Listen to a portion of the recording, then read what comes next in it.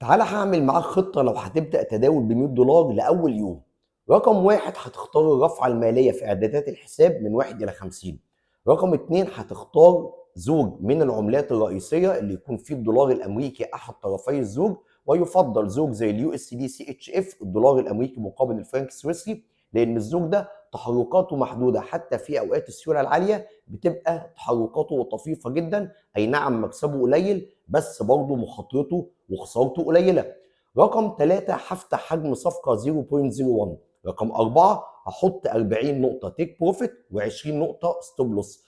رقم 5 هافتح صفقتين في اليوم، الصفقة الأولى لو كسبت ال 40 نقطة يبقى أنا كسبت في أول يوم $4، ولو الصفقة الأولى خسرت 20 نقطة يبقى أنا خسرت $2 وهافتح صفقة تانية وراها. الصفقة التانية لو كسبت 40 نقطة يعني $4 يبقى أنا كده مكسب صافي اليوم الأولاني $2، ولو خسرت 20 نقطة $2 يبقى أنا إجمالي اليوم الأولاني خسرته 40 نقطة اللي هم ال $4، وأعيد نفس القرة اليوم التاني.